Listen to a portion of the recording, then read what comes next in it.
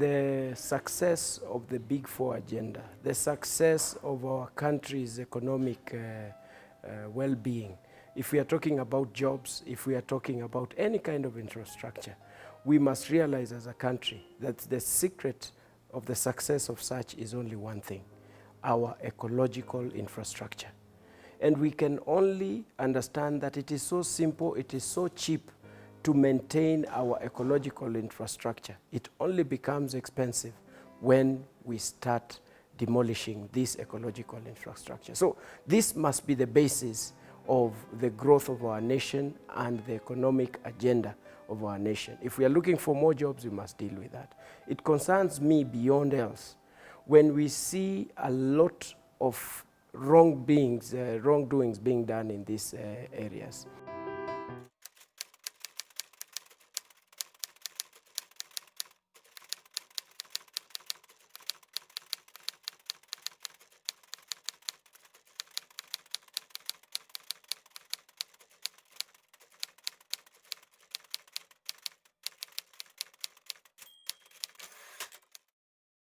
I assure you, there is no one single developer who has built in an area that has got issues environmentally that has not received a document warning them.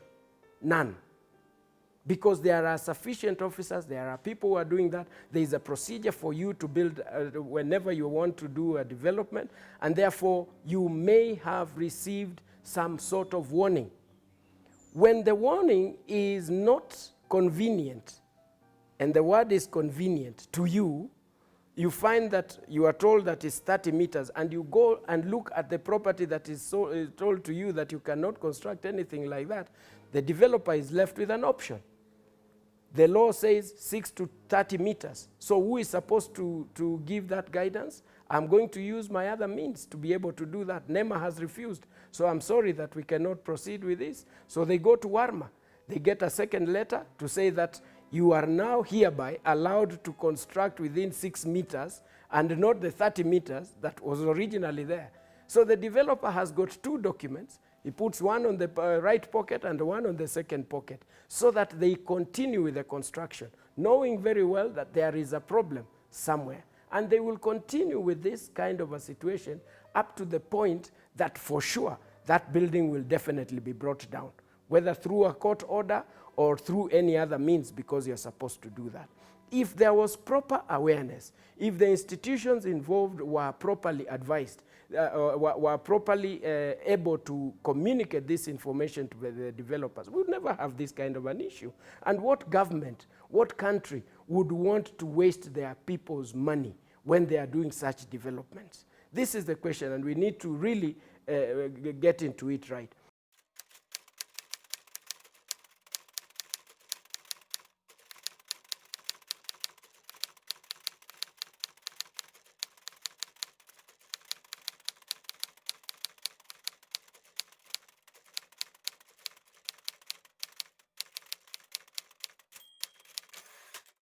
There is what is called professional negligence.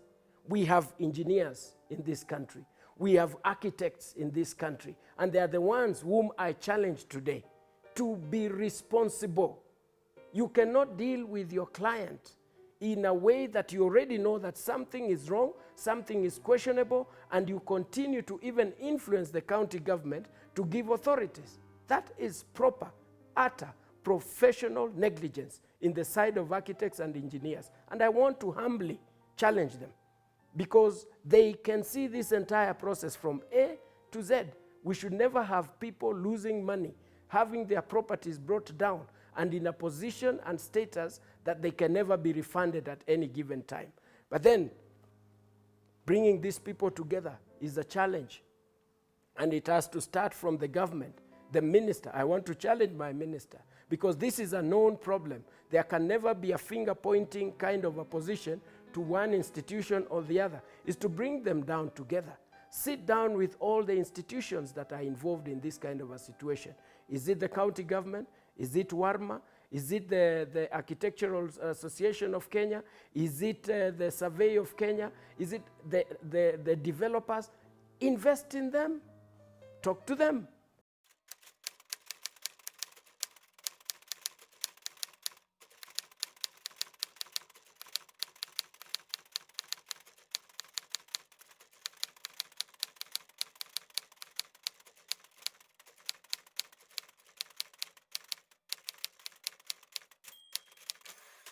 When you talk about the riparian space, one thing is for sure, that you will find buildings coming up in such spaces that are very sensitive ecologically. And you find that the imagination of the owner of the specific construction site or the property imagines that the space that has been given for certain development in that area is depriving them of that land, which is not the case.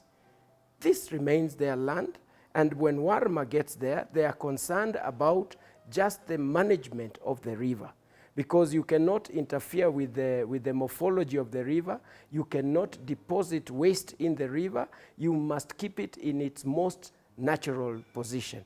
And therefore, that awareness becomes something that we really must invest on. But do we invest in that? Or is it finger pointing and disagreements between institutions and the other?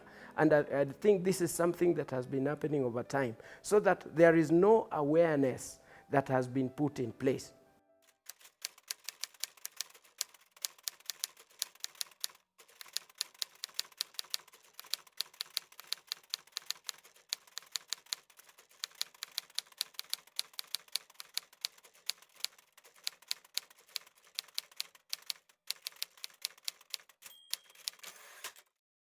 When you look at institutions and their officers that are there, talk about NEMA, top professionals.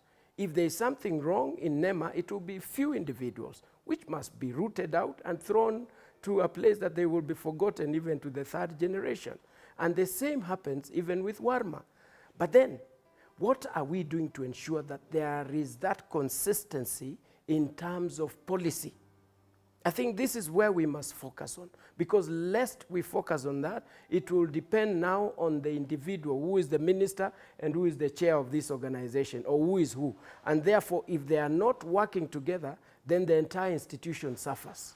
And therefore, this must be kicked out by dealing with the issue of policy at its best.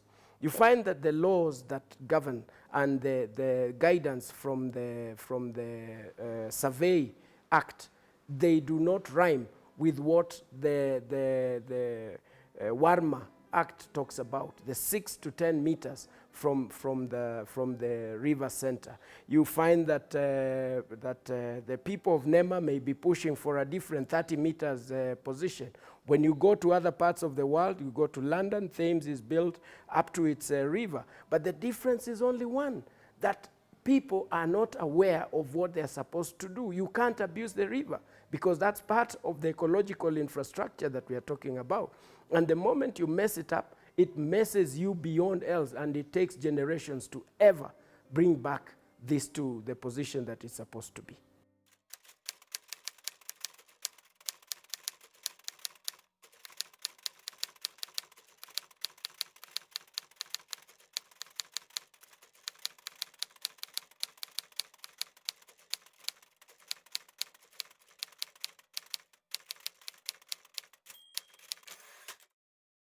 Talk about NEMA, talk about Warma, talk about other institutions.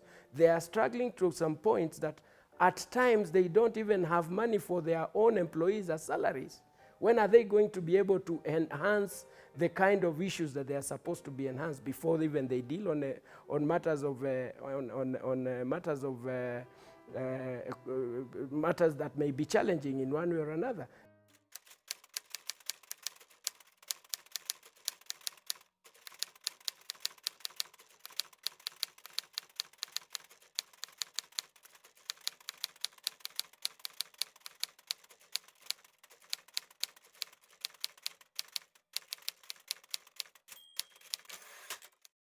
Speak the language that people want to hear.